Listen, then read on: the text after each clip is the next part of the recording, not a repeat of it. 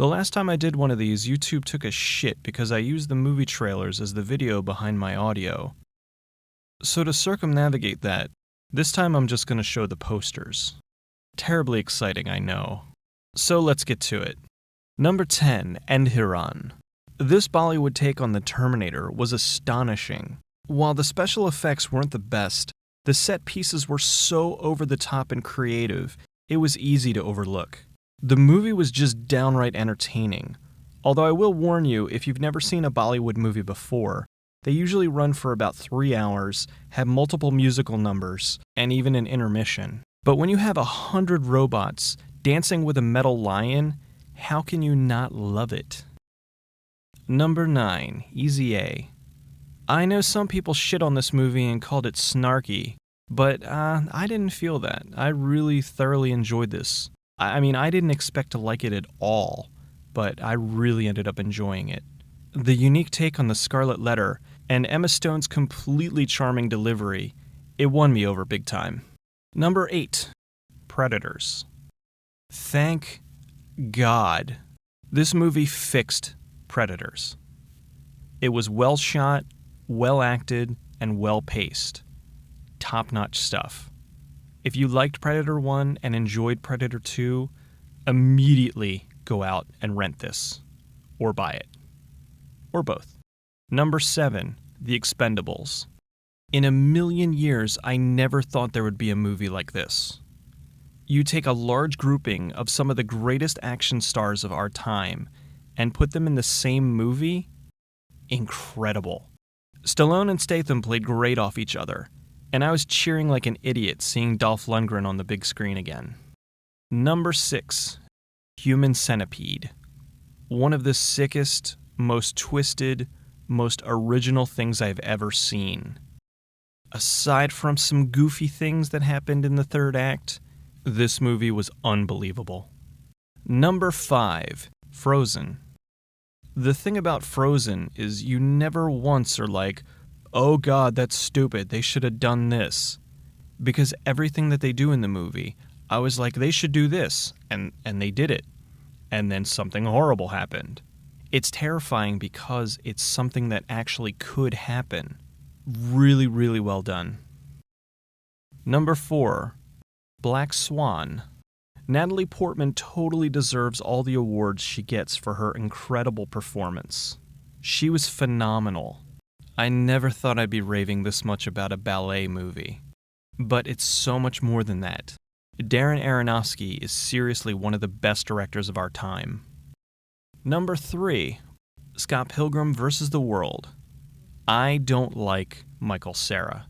This movie changed that. As a fan of the comic, I did feel that Cera did a great job of playing the humble kid who grew a set of balls and finally went after what he wanted. The movie's littered with video game and other geek culture references, and was shot in a way that felt like the closest thing to a video game movie, even though it was shot about a comic book. Number 2, Kick-Ass. Another movie based on a comic. Having Matthew Vaughn at the helm helped to keep this movie on track. They could have wimped out and made this kiddie fair, but thankfully they went for it and made a brutal for adults action movie that just so happens to be about kids.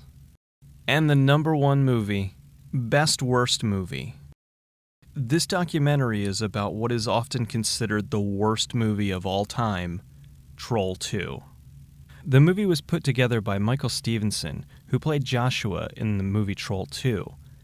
However, the heart and soul of this film is George Hardy, the humble dentist, briefly turned actor, who then turned back to dentistry after the movie was a massive failure. He was golden.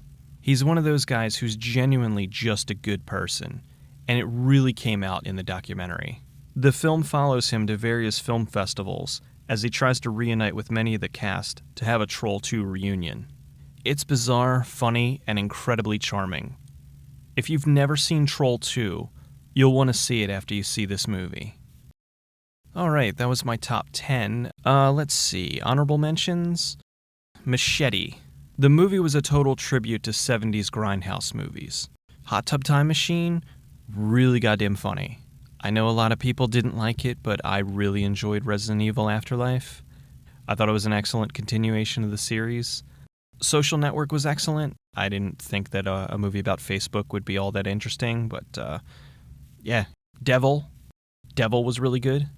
Let's see. Worst movies of 2010. I thankfully managed to avoid most of the shit this time around.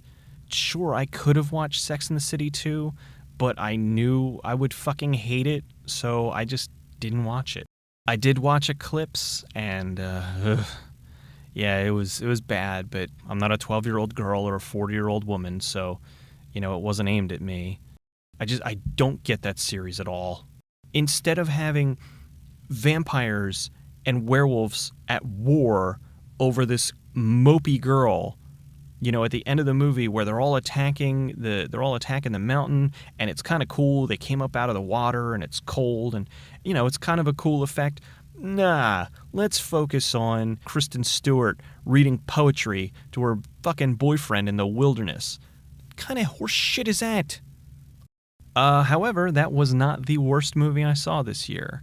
That honor goes to the remake of Nightmare on Elm Street. Actually, so far, all the Platinum Dunes remakes have failed, in my opinion. The only one that was okay was the Friday the 13th one.